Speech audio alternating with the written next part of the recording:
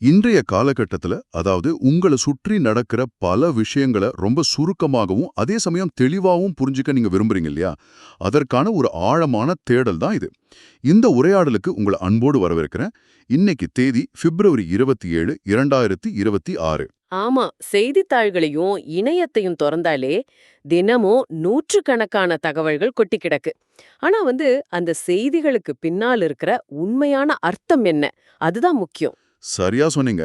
உலக அளவிலும் தேசிய அளவிலும் எடுக்கப்படுற முடிவுகள் உங்க அன்றாட வாழ்க்கையை எப்படி நேரடியாக பாதிக்குது, இதைத்தான் நாம இன்னைக்கு அலச போறோம். எனக்கு இதுல ரொம்ப பிடிச்ச விஷயமே, நாம செய்திகளை தனித்தனி தீவுகளா பார்க்காம ஒண்ணுக்கொன்னும் எப்படி தொடர்புடையவ அப்படின்னு இணைத்து பார்க்க போறோம். நீங்க நியூஸ மேலோட்டமாக படிப்பவரா இருந்தாலும் சரி, இல்ல ஒரு துறை சார்ந்த நிபுணரா இருந்தாலும் சரி, உங்களுக்கு நிச்சயம் சில புதிய கோணங்கள் கிடைக்கும். பாதுகாப்பு கொள்கைகள், நீதிமன்றத்தோட சில முக்கியமான அவதானிப்புகள், அப்புறம் பொருளாதார குறியீடுகள், சாதாரண மக்களோட நிஜநிலை, இறுதியா இந்தியாவுடைய சர்வதேச வியூகங்கள். இந்த 6 முக்கிய கட்டுரைகளை தான் நம்ம ரொம்ப ஆழமா பார்க்க போறோம். சரி, தாமதிக்காம நம்ம விஷயத்துக்கு வருவோம். முதல்ல உள்நாட்டு பாதுகாப்பு பத்தி பேசலாம். ஓகே, இத கொஞ்சம் விரிவா பார்ப்போம். சமீபத்துல இந்திய உள்துறை அமைச்சகம் பிரகார், அதாவது PRAHAR அப்படிங்கிற ஒரு புதிய தீவிரவாத தடுப்பு கொள்கை ஆவணத்தை வெளியிட்டிருக்காங்க. இது வெறும் 8 பக்கங்களை கொண்ட ஒரு அறிக்கை தான். ஆனா இத படிக்கும்போது எனக்கு ரொம்ப ஆச்சரியமா இருந்துச்சு. ஏன்னா இது எந்த ஒரு புதிய அமைப்பையோ அதிகாலத்தையோ உருவாக்கல. மாறாக ஏற்கனவே நம்ம கிட்ட இருக்கிற அமைப்புகளை ஒருங்கிணைக்கிற ஒரு கட்டமைப்பு தான் இது. அதாவது பல உளவு அமைப்புகளை ஒருங்கிணைக்கும் அந்த MAC அமைப்பு, தேசிய பாதுகாப்பு படையான NSG, அப்புறம் NIA, இது எல்லாத்தையும் ஒரே குடையின் கீழ் கொண்டு வராங்க.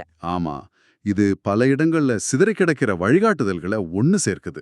இங்க மிகவும் சுவாரஸ்யமான விஷயம் என்னவென்றா, இந்த பிரகார் கொள்கை எந்த இடத்திலையும் மதத்தையோ அல்லது ஒரு குறிப்பிட்ட அடையாளத்தையோ தீவிரவாதத்தோட தொடர்பு படுத்துறத வெளிப்படையா நிராகரிக்குது. ஒரு கொள்கை அளவுல இது மிக முக்கியமான நிலைப்பாடு. உண்மைதான். இது சர்வதேச அரங்குல இந்தியாவின் ராஜதந்திர பார்வைக்கு மிக வலு சேர்க்கும்னு நினைக்கிறேன். கண்டிப்பா. அதோட இந்த கொள்கையில 7 முக்கிய தூண்கள் இருந்தாலும் அதோட மையக் கருத்து ஒண்ணுதான். தீவிரவாதம் நடந்த பிறகு ஆக்ஷன் எடுப்பதை விட உளவுத்துறை தகவல்களை கொண்டு அதை முன்கூட்டியே தடுப்பது. வெறும் துப்பாக்கிகளை வச்சு மட்டும் இதை ஒடுக்க முடியாது. சமூக அளவிலும் மாற்றங்களை கொண்டு வரணும்னு இது உணர்த்துது.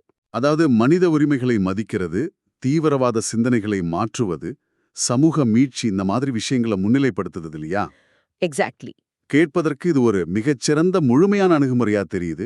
ஆனா இதை நான் மற்ற உலக நாடுகளோட கொள்கைகளோட ஒப்பிட்டு பார்த்தேன். அங்கேதான் எனக்கு சில கேள்விகள் வருது. நீங்க எதை குறிப்பிட்டு சொல்றீங்க? எந்த நாடுகளோட ஒப்பீடு? இப்போ அமெரிக்காவோட தேசிய தீவிரவாத தடுப்பு கொள்கையை பார்த்தா அது 34 பக்கங்களை கொண்டது. இங்கிலாந்தோட கான்டெஸ்ட் கொள்கை பார்த்தீங்கன்னா 78 பக்கங்கள். அதை ஒப்பிடும்போது நம்மளோட இந்த 8 பக்க பிரகார் கொள்கையில செயல்பாட்டு நுணுக்கங்கள் சற்று குறைவாவே இருக்கும்னு தோணுது. ஓ, அதாவது ஆபரேஷனல் டீடைல்ஸ் கம்மியா இருக்குன்னு சொல்றீங்களா? ஆமா. உதாரணத்துக்கு இங்கிலாந்தோட கொள்கையில உள்ளூர் அமைப்புகள், பள்ளிகள், சமூக கூடங்கள், இவங்களோட பங்கு என்ன அப்படிங்கிறது மிக தெளிவா வரையறுக்கப்பட்டிருக்கு. அமெரிக்க கொள்கையில அளவிடக்கூடிய இலக்குகள், அதாவது மெஷரபிள் டார்கெட்ஸ் வச்சிருக்காங்க. வருடாந்திர அறிக்கைகள் சமர்ப்பிக்கிறதும் கட்டாயம். ஆனா நம்ம பிரகார ஆவணத்துல அப்படிப்பட்ட தெளிவான பொறுப்பு பகிர்வோ சுதந்திரமான மதிப்பீட்டு முறைகளோ வெளிப்படையாக குறிப்பிடப்படல. இது மிக சரியான ஒரு பார்வைதான் இல்லையா? ஒரு பாலிசி பேப்பர்ல இருந்தா மட்டும் போதாதே. ஆமா, ஒரு கொள்கை காகிதத்துல அழகா இருந்தா மட்டும் போதாது. களத்துல அதை எப்படி செயல்படுத்துறோம் அப்படிங்கிறதுக்கான தெளிவான வழிகாட்டுதலும் இருக்கணும். பிரகார் கொள்கை ஒரு நல்ல தொடக்கம்தான். ஆனா அதை வெறும் வழிகாட்டுதல் ஆவணமா சுருங்கிடக்கூடாது. நடைமுறை சவால்களை எதிர்கொள்ள இன்னும் விரிவான செயல்பாட்டு திட்டங்கள் தேவைப்படும். நீங்க முன்னாடி சொன்ன அந்த 7 தூண்கள்ல எனக்கு ரொம்ப சுவாரஸ்யமா பட்டது சட்டத்தின் ஆட்சி, அதாவது ரூல் ஆஃப் லா அப்படிங்கிற அம்சம்தான். கொள்கை அளவுல நாம சட்டத்தின் ஆட்சியை பத்தி பேசினாலும் நிஜ வாழ்க்கையில இது எப்படி செயல்படுதுன்னு பார்க்கும்போது சமீபத்திய ஒரு நீதிமன்ற நிகழ்வு என் நினைவுக்கு வருது. உத்தரப்பிரதேசத்துல நடந்த அந்த விஷயத்த சொல்றீங்களா? அதேதான். உத்தரப்பிரதேச மாநிலம் ஹமீர்பூர் மாவட்டத்தில் நடந்த ஒரு சம்பவம். ஒரு நபர் மேல முதல் தகவல் அறிக்கை, அதாவது FIR பதிவு செய்யப்பட்ட உடனேயே குற்றம் சாட்டப்பட்டவரோட உறவினர்களோட வீடுகள் மற்றும் கடைகளை இடிக்கிறதுக்கு நகராட்சி அதிகாரிகள் நோட்டீஸ் அனுப்பி சீல் வச்சிருக்காங்க. இப்போ இந்த புல்டோசர் நீதி அப்படிங்கிற சொல்லாடல் பரவலா பேசப்பட்டு வருது. இந்த வழக்கு அலகாபாத் உயர்நீதிமன்றத்தோட கவனத்துக்கு போச்சு. ஆமா, இது ஒரு மிக முக்கியமான சட்ட விவாதம். இத நாம 80 விதமான அரசியல் சார்பும் இல்லாம முழுமதும் சட்டப்பூர்வமா புரிஞ்சுக்கணும். இப்போ நகராட்சி சட்டங்கள் அப்படிங்கிறது எதற்காக உருவாக்கப்பட்டவை? ஒரு கட்டிடம் அனுமதி இல்லாம கட்டப்பட்டிருந்தா அதை முறைப்படுத்துறதுக்காகவோ இல்ல அகற்றுவதற்காகவோ தான் அது இருக்கு. ஆனா தண்டிப்பதற்காக இல்ல. சரியா சொன்னீங்க. அவை ஒரு குற்றவாளியை தண்டிப்பதற்கான ஆயுதங்கள் கிடையாது. ஒரு நபர் குற்றவாளின்னு முடிவு செய்யற அதிகாரமும் அவருக்கு தண்டனை வழங்குற அதிகாரமும் யாருக்கு இருக்கு? அது நீதிமன்றத்துக்கு மட்டுமே உள்ள அதிகாரம். நிர்வாகத்துறைக்கோ அல்லது அதிகாரிகளுக்கோ அந்த உரிமை கிடையாது. அப்போ ஒரு எஃப்ஐஆர் போட்ட உடனேயே ஒருத்தரோட வீடு இடிக்கப்படுறது சட்டத்தின் ஆட்சி அப்படிங்கிற அடிப்படைக்கு எதிரானதுன்னு நீதிமன்றம் சுட்டிக்காட்டுதா? 100% இததான் சட்டத்துறையில கலரபிள் எக்ஸசைஸ் ஆஃப் பவர் அப்படின்னு சொல்லுவாங்க. அதாவது ஒரு அதிகாரத்தை அதற்கான நோக்கத்துக்கு பயன்படுத்தாம வேறு ஒரு உள்நோக்கத்துக்காக பயன்படுத்துறது. இது சம்பந்தமா உச்ச நீதிமன்றமும் சில தீர்ப்புகள் கொடுத்திருக்காங்க இல்லையா? ஆமா, 2024ல இந்திய உச்சநீதிமன்றம் இது தொடர்பா மிக தெளிவான வழிகாட்டுதல்களை வழங்கியிருக்கு. ஒரு குற்றச்சாட்டுக்காக ஒருவரோட சொத்துக்களை இடிப்பது சட்டவிரோதம்னு உச்சநீதிமன்றம் ஆணித்தரமா சொல்லியிருக்கு. அலகாபாத் உயர்நீதிமன்றமும் இதையே இப்ப மறுபடியும் வலியுறுத்தியிருக்கு. இது நம்ம அரசியலமைப்போட அதிகார பகிர்வு, செப்பரேஷன் ஆஃப் பவர் சம்பந்தப்பட்ட விஷயம். கண்டிப்பா. குற்றம் நிரூபிக்கப்படும் வரை ஒருவர் நிரபராதி அப்படிங்கிற அடிப்படை உரிமையும் சட்டப்படியான நடைமுறைகளும் இங்க மீறப்படுற ஆபாயம் இருக்கு. அரசாங்கத்தோட கொள்கைகள் சட்டத்தின் ஆட்சியை வலியுறுத்தினாலும் கீழ்மட்டத்துல அதை செயல்படுத்துற அதிகாரிகளோட அவசரம் அந்த அமைப்பையே எப்படி கேள்விக்குள்ளாக்குது அப்படிங்கிறதுக்கு இது ஒரு பெரிய உதாரணம். ரொம்ப தெளிவா சொன்னீங்க. இந்த சட்டத்தின் ஆட்சி ஒரு நாட்டோட அடித்தளம்னா அந்த நாட்டோட உயிர் நாடி அதன் பொருளாதாரம். அந்த பொருளாதாரத்தை நாம எப்படி அளவிடுறோம் அப்படிங்கறதுல இப்போ ஒரு மிகப்பெரிய மாற்றம் வந்திருக்கு. அதை நான் உங்களுக்கு விளக்க விரும்புறேன். பொருளாதார அளவீட்டுல மாற்றம்னா அந்த ஜிடிபி கணக்கீட்டை பத்தி சொல்றீங்களா? எக்ஸாக்ட்லி. இந்திய அரசோட புள்ளியியல் மற்றும் திட்ட அமலாக்க அமைச்சகம் நம்ம ஜிடிபியை கணக்கிடுவதற்கான அடிப்படை ஆண்டை மாத்திருக்காங்க. இதுவரைக்கும் 2011-12 அப்படிங்கிற பேசியர் வச்சுதான் நம்ம பொருளாதார வளர்ச்சியை அளவிட்டோம். இப்போ அதை 2022-23 மாத்திருக்காங்க. இது சாதாரண மக்களுக்கு புரியும்படி சொல்லணும்னா இது ஏன் இவ்ளோ முக்கியமான ஒரு மாற்றம்? ஏன்னா 2011 இருந்த இந்திய பொருளாதாரமும் இன்றைக்கு இருக்கிற பொருளாதாரமும் முற்றிலும் வேற. அப்போ டிஜிட்டல் பரிவர்த்தனைகள் இவ்ளோ இல்ல. ஜிஎஸ்டி அப்படிங்கிற ஒரு வரிமுறையே கிடையாது. அது உண்மைதான். இப்போ இந்த புதிய பொருளாதாரத்தை அளவிட இரட்டை பணவாட்ட முறை, அதாவது டபுள் டீஃப்ளேஷன் அப்படிங்கிற ஒரு புதிய முறையை கொண்டு வந்திருக்காங்க. இதை ஒரு எளிய உதாரணம் மூலம் உங்களுக்கு விளக்குறேன். நீங்க ஒரு கேக் செய்ய போறீங்கன்னு வச்சுப்போம். Okay, cake. அந்த கேக் செய்ய தேவையான மாவு, சர்க்கரை, இந்த மூலப்பொருட்களோட விலை ஏற்றத்தையும் அந்த கேக் தயாராகி கடையில விற்கப்படும் விலையையும் இப்போ தனித்தனியா கணக்கிட போறாங்க. முன்பு இது ஒரே அளவுகோலால கணக்கிடப்பட்டது. ஓ, இப்போ உள்ளீடு அப்புறம் வெளியீடு ரெண்டோட பணவீக்கத்தையும் தனித்தனியா பாக்குறாங்க. ஆமா, அப்படி பார்க்கும்போது பொருளாதார வளர்ச்சி குறித்த தரவுகள் மிகவும் துல்லியமாக இருக்கும். இந்த கேக் உதாரணம் மிக சிறப்பா இருக்கு. இத ஒரு பரந்த கண்ணோட்டத்தோட இணைத்து பார்த்தா இந்த புதிய ஜிடிபி கணக்கீடு நம்ம தேசிய பொருளாதாரத்தோட டேஷ்போர்டை ஒரு மாபெரும் அப்டேட் செய்வதற்கு சமம். எப்படி சொல்றீங்க? ஏன்னா இப்போ ஜிஎஸ்டி தரவுகள், முறைசாரா தொழில்கள், அமைப்புசாரா நிறுவனங்கள் பற்றிய கணக்கெடுப்புகள், ஏன் விவசாயத் துறையில உள்ள கால்நடை மற்றும் மீன்வள தரவுகள் கூட இப்போ மிக சரியாக கணக்கிடப்படும். அது மட்டும் இல்லாம பேங்க் அல்லாத நிதி நிறுவனங்களான அந்த என்பிஎஃப்சி தரவுகளும் நேரடியா இதுல சேர்க்கப்படுது. இது சர்வதேச கணக்கீட்டு முறைக்கு இந்தியாவை நகர்த்தும் ஒரு முக்கியமான படின்னு சொல்லலாம். ஆனா இந்த ஜிடிபி எண்கள் ஒருபுறம் ஒட்டுமொத்த வளர்ச்சியை காட்டினாலும் அந்த டேஷ்போர்டு சாமானிய மக்களோட நிஜ வாழ்க்கையை பிரதிபலிக்குதான்னு நம்ம பார்க்கணும். ஆமா, பொருளாதார வளர்ச்சி எல்லாருக்கும் சமமா போகுதான்னு பார்க்கறது ரொம்ப முக்கியம். சார்லஸ் டிக்கன்ஸ் தன்னோட நாவல்ல ஒரு வரியை கூறுவார். அதுவே சிறந்த காலமாகவும் இருந்தது, அதுவே மோசமான காலமாகவும் இருந்தது. 2014 முதல் 25 வரையிலான இந்தியாவோட பொருளாதார பயணத்துக்கும் இந்த வரி மிக கச்சிதமாக பொருந்தும். அதாவது ஒரு தரப்பினருக்கு இது சிறந்த காலமாகவும் மற்றொரு தரப்பினருக்கு இது மோசமான காலமாகவும் இருந்திருக்குன்னு சொல்றீங்களா? எந்த தரவுகளை வச்சு இதை சொல்றீங்க? கன்சூமர் பிரமிட்ஸ் அப்படிங்கிற ஒரு மிகப்பெரிய வீட்டு வரி கணக்கெடுப்பு தரவுகளை பத்தி தான் நான் பேசுறேன். மக்களோட வருமானம் எவ்வாறு மேலேயும் கீழையும் நகருது, அதாவது இன்கம் மொபிலிட்டி எப்படி இருக்கு அப்படிங்கறத இந்த ஆய்வு காட்டுது. இதுல என்ன முடிவுகள் வந்திருக்கு? இதுல அதிர்ச்சியூட்டும் தகவல் என்னன்னா, மக்களோட கீழ்நோக்கிய வருமான நகர்வு, அதாவது பொருளாதார நிலையில மேலே இருந்து கீழே சரிந்தவர்களோட சதவீதம் 2015ல 14% இருந்துச்சு. ஆனா 25ல அது 26.8%, ஏறக்குறை 2 மடங்கா அதிகரிச்சிருக்கு. 2 மடங்கா அதிகரிச்சிருக்கா? இது மிகப்பெரிய வீழ்ச்சியாச்சே. ஆமா. அதே சமயம் தங்களோட பொருளாதார நிலையில எந்த மாற்றமும் இல்லாம நடுத்தரமா அப்படியே இருப்பவர்களோட எண்ணிக்கை 70%லிருந்து 50%க்கும் கீழாக குறைஞ்சிருக்கு. அதாவது மக்களிடையே மிகப்பெரிய அளவுல பொருளாதார ஏற்ற இறக்கங்கள் நிகழ்ந்திருக்கு. நடுத்தர வர்க்கம் சுருங்கிட்டே வருது. இந்த புள்ளி விவரங்களை நம்ம ரொம்ப ஆழமா பகுப்பாய்வு செய்யணும். மேலோட்டமாக பார்க்கும்போது இது வெறும் எண்களா தெரியலாம். ஆனா இதன் உள் சமூக ரீதியான பல கட்டமைப்பு ஏற்றத்தாழ்வுகள், அதாவது ஸ்ட்ரக்சரல் இன்இக்வாலிட்டிஸ் ஒளிஞ்சிருக்கு. கண்டிப்பா. இத டேட்டா அடிப்படையில எப்படி பாக்குறீங்க? தங்களோட முந்தைய பொருளாதார நிலையில இருந்து கீழே போயிருக்காங்க. இதுல எந்த அரசியல் சார்பும் இல்லாம தரவுகளை மட்டும் பார்த்தா விவசாயத்துறையில உள்ள தொடர் நெருக்கடிகள், அமைப்புசாரா தொழில்கள்ல ஏற்பட்ட பாதிப்புகள், அப்புறம் கோவிட் பெருந்தொற்றோட நீண்டகால விளைவுகள், இதெல்லாம் தான் இதுக்கு காரணம். இந்த தரவுகள்ல வெவ்வேறு சமூக பிரிவினரோட நிலைமை எப்படின்னு பார்த்தா அது இன்னும் கவலை அளிக்குது. ஓபிசி, எஸ்சி மற்றும் முஸ்லிம் குடும்பங்கள்ல இந்த பொருளாதார வீழ்ச்சி மிக அதிகமா காணப்படுதுன்னு இந்த அறிக்கை சுட்டிக்காட்டுது. இது ரொம்ப முக்கியமான ஒரு டேட்டா பாயிண்ட். ஆமா, வெறும் ஜிடிபி வளர்ச்சி மட்டுமே ஒட்டுமொத்த மக்களோட வளர்ச்சியா மாறிடாது அப்படிங்கறத தான் இது நமக்கு உணர்த்துது.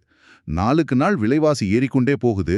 ஆனா அதற்கேற்ப அடித்தட்டு மக்களோட வருமானம் உயரலைனா ஒரு நாட்டோட நிஜமான வளர்ச்சி அப்படிங்கிறது எங்கே இருக்குன்ற கேள்வி எழும். நீங்க சொல்லுவது முற்றிலும் உண்மை.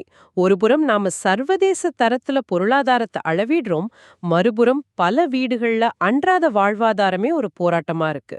சமூக மற்றும் பொருளாதார பாதுகாப்பு வலைகள் இங்க எவ்வளவு முக்கியம்னு இது காட்டுது. அரசாங்கம் இதை தீவிரமாக கவனிக்கணும். நாட்டோட பொருளாதாரம் உயரும், அதே வேளையில அடித்தட்டு மக்களோட வாழ்வாதாரமும் உயரணுங்கிறது தான் உண்மையான வளர்ச்சி. சரி, நம்ம உள்நாட்டு நிலவரத்தை பார்த்தோம்.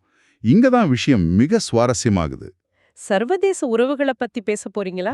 ஆமா, நம்ம எதிர்கால பொருளாதாரத்தையும் தொழில்நுட்ப பாதுகாப்பையும் தீர்மானிக்க போகும் சர்வதேச உறவுகளை பத்தி நம்ம இப்ப பார்க்க போறோம். குறிப்பா இந்தியா மற்றும் இஸ்ரேல் இடையிலான உறவு.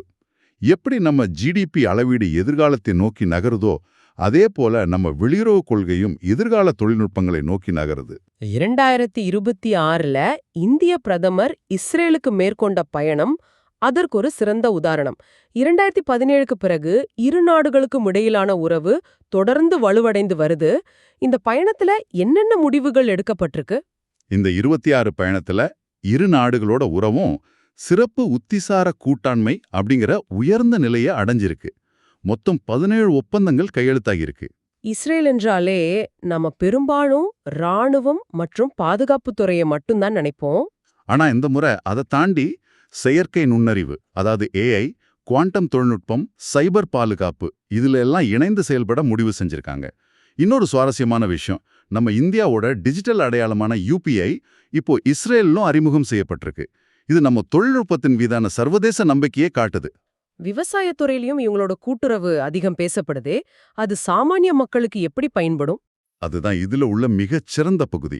இஸ்ரேலோட தொழில்நுட்ப உதவியோட இந்தியாவில் ஏற்கனவே பல சென்டர்ஸ் ஆஃப் எக்ஸலன்ஸ் மையங்கள் செயல்பட்டு வருது. இப்போ அதை 100 மையங்களா உயர்த்தி அவற்றை சிறந்த கிராமங்களா மாத்துற திட்டம் அறிவிக்கப்பட்டிருக்கு. இது வெறும் அரசாங்க மட்டத்திலான ஒப்பந்தமா மட்டும் நிக்காதுன்னு நினைக்கிறேன். கண்டிப்பா இல்ல. இதன் மூலம் அதிநவீன விவசாய தொழில்நுட்பங்கள் நேரடியாக இந்திய கிராமங்களுக்கு போகும். நாளைக்கு நம்மூர் விவசாயி தன்னோட நிலத்துல எந்த இடத்துல எவ்வளவு தண்ணீர் பாய்ச்சணும், எந்த உரம் போடணும் அப்படிங்கறத ஏஐ மூலமா மொபைல்லே தெரிஞ்சுக்கிற அளவுக்கு இது நம்ம விவசாயிகளோட வாழ்க்கைய மாற்றப் போகுது. ஆனா இதுல ஒரு சின்ன பின்னடைவும் இருக்கு இல்லையா? ஆமா, இரு நாடுகளுக்கு இடையான வர்த்தகம் 2022-23ல $10.77 பில்லியன் தொட்டிருந்தாலும் மத்திய கிழக்கில் நிலவும் சமீபத்திய பிராந்திய மோதல்களால அது கடந்த 2 ஆண்டுகள்ல சற்று குறைஞ்சிருக்கு அப்படிங்கறதையும் நம்ம கவனத்துல கொள்ளணும். நீங்க குறிப்பிட்ட இந்த இஸ்ரேலோடான தொழில்நுட்ப கூட்டுறவுக்கும் இந்தியாவோட எதிர்கால கனிம வள கொள்கைக்கும் மிகப்பெரிய தொடர்பு இருக்கு. கிரிட்டிக்கல் மினரல்ஸ் பத்தி சொல்றீங்களா? ஆமா, இன்று உலக ஆளப்போவது பெட்ரோலியம் அல்ல, மாறாக லித்தியம், கோபால்ட் போன்ற முக்கிய கனிமங்கள் தான். இதற்காகத்தான் இந்திய அரசு 16,300 கோடி ரூபாய் முதலீட்ல தேசிய முக்கிய கனிமங்கள் மிஷன் அப்படிங்கிற ஒரு மாபெரும் திட்டத்தை தொடங்கியிருக்காங்க. இதுல 30 முக்கிய கனிமங்கள் அடையாளம் காணப்பட்டிருக்கு. இந்த கனிமங்கள் ஏன் அவ்வளவு முக்கியம்? இது எப்படி நம்ம அன்றாட வாழ்க்கையை பாதிக்கும்? ஏன்னா நாம பயன்படுத்துற மின்சார வாகனங்கள், வீடுகள்ல உள்ள சோலார் பேனல்கள், காற்றாலைகள் முதல் உங்க கையில இருக்கிற ஸ்மார்ட் போன்கள், அப்புறம் நவீன ராணுவ தளவாடங்கள் வரை அனைத்திற்கும் இந்த கனிமங்கள் தான் அடிப்படை. இவை இல்லாம எதிர்கால தொழில்நுட்பம் இயங்காது. இதுல இந்தியாவுக்கு என்ன சவால் காத்துட்டு இருக்கு? இதுல உள்ள மிகப்பெரிய சவால் என்ன தெரியுமா? உலக அளவில இந்த கனிமங்களை வெட்டி எடுத்து சுத்திகரிப்பதில் சீனா 90% ஆதிக்கத்தை செலுத்துது. இத ஒரு எளிய உதாரணம் மூலம் சொல்லணும்னா, சொல்லுங்க. இது எப்படி இருக்குன்னா, உலகத்துல இருக்கிற எல்லா காய்கறிகளும் நம்மகிட்ட இருந்தாலும் சமைக்கிற அடுப்பு ஒருத்தர்கிட்ட மட்டும்தான் இருக்கிற மாதிரி.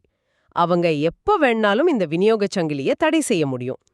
2025ல சீனா இது போன்ற சில தடைகள் கொண்டு வந்ததையும் நாம பார்த்தோம்.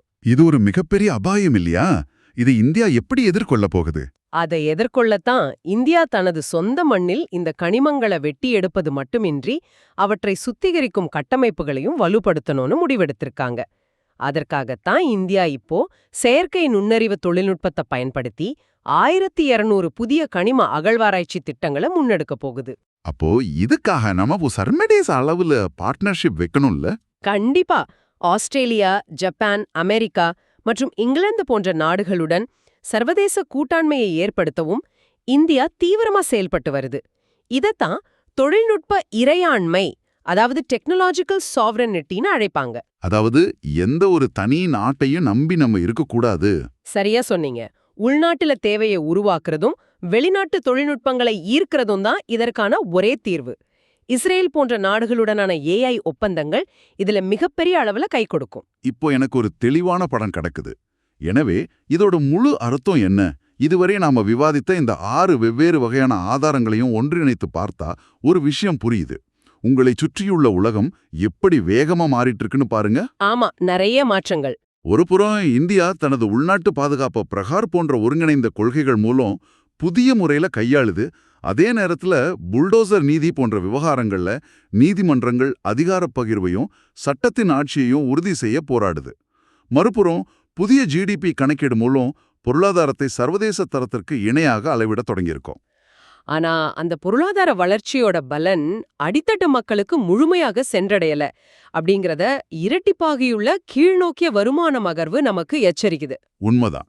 இதற்கிடையில் இஸ்ரேல் போன்ற நாடுகளுடன் கைகோர்த்து எதிர்கால தொழில்நுட்பங்களான ஏஐ மற்றும் முக்கிய கனிமங்கள் மூலம் உலகை எதிர்கொள்ள தயாராகி வருது இந்தியா. இது ஏதோ செய்தித்தாள்ல வரும் செய்திகள் மட்டுமல்ல, இது உங்களோட தினசரி வாழ்க்கையும் உங்க பிள்ளைகளோட வருங்கால வேலைவாய்ப்புகளையும் நேரடியாக பாதிக்கக்கூடிய ஒரு மிகப்பெரிய கட்டமைப்பு மாற்றம். மிகச்சரியாக தொகுத்து கூறினீங்க. இந்த மாற்றங்கள் அனைத்தையும் நீங்க ஒரு புள்ளியில இணைத்து பாருங்க. எனக்கு ஒரு மிக முக்கியமான கேள்வி தோணுது. என்ன கேள்வி அது? நாம இன்னைக்கு பார்த்த அனைத்தையும் வச்சு பார்க்கும்போது எதிர்காலத்துல ஒருவரோட பொருளாதார முன்னேற்றம் அப்படிங்கிறது எதை சார்ந்து இருக்கும்? இதுவரை ஒருவரோட பாரம்பரிய கல்வியோ அல்லது அவரோட குடும்ப பின்னணியோ தான் அவரோட வருமான நகர்வை தீர்மானிச்சுது. ஆமா, படிப்பு தான் முன்னேற்றத்துக்கான வழி நம்பணும். ஆனா இனி வரும் காலங்கள்ல ஒரு சாமானிய இந்தியனோட பொருளாதார வளர்ச்சி அப்படிங்கிறது இந்தியா எந்த அளவுக்கு இந்த செயற்கை நுண்ணறிவையும் உலகை ஆளப்போகும் முக்கிய கனிமங்களையும் தன் கட்டுப்பாட்டுல வச்சிருக்கு அப்படிங்கறத பொறுத்தே அமைய போகுதா? நாம தொழில்நுட்பத்துல எப்படி செயல்படுறோம் அப்படிங்கிறது தான் ஒரு எளிய விவசாயியின் அல்லது தொழிலாளியின் பொருளாதார வீழ்ச்சியை மீட்டெடுக்குமா?